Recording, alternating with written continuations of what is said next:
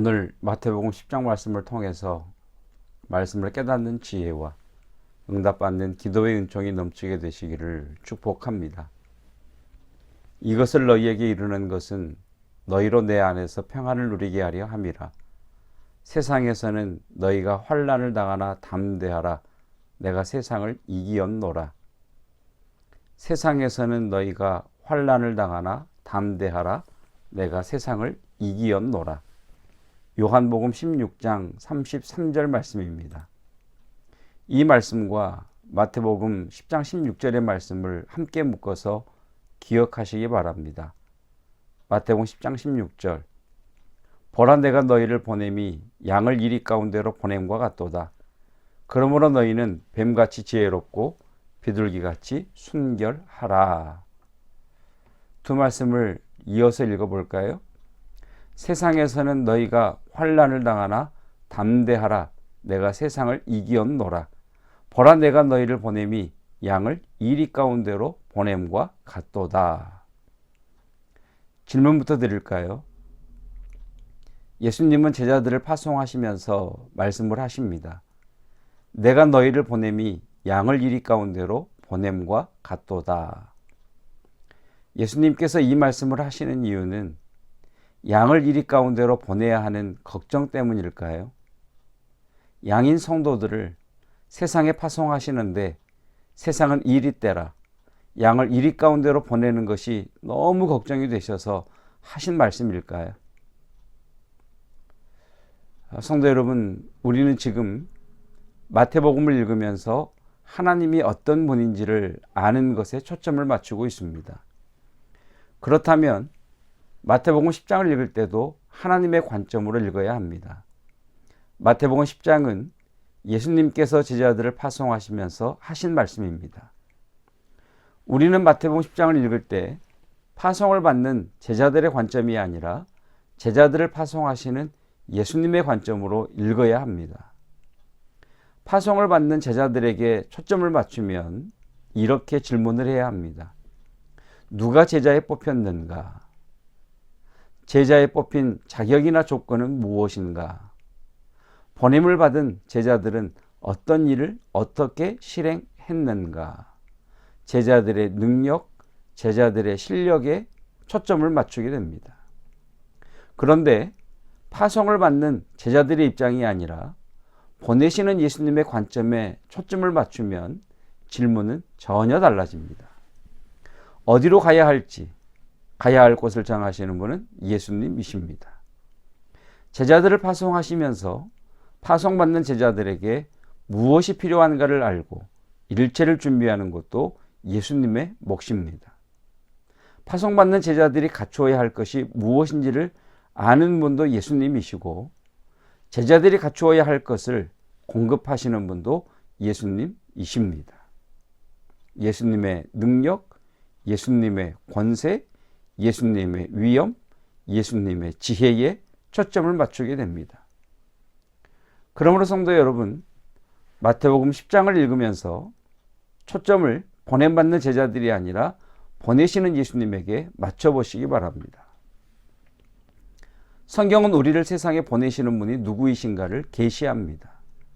우리를 파송하시는 예수님에게 어떤 권세가 있는지, 어떤 능력을 공급해 주시는지, 어떻게 보냄받은 우리와 함께 하시는지를 계시하십니다.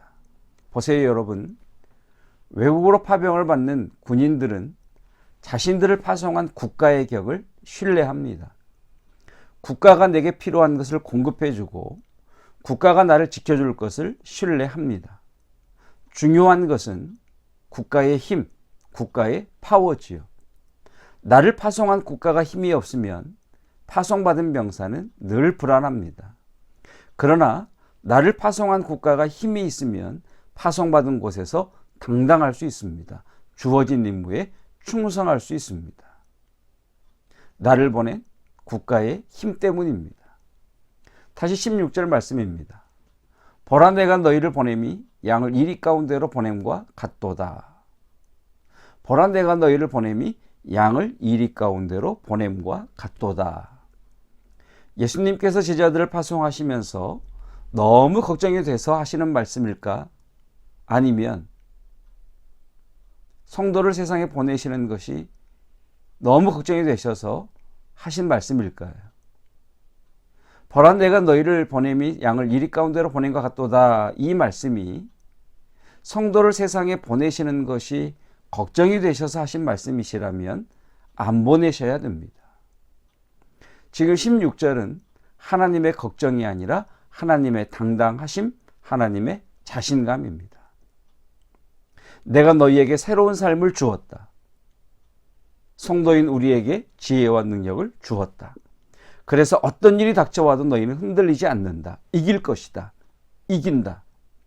그래서 나는 당당하게 세상에 보낸다. 얼마나 당당하게? 양을 이리 가운데 보내도 걱정하지 않아도 될 만큼 나는 당당하게 세상에 너희를 보낸다는 주님의 말씀입니다.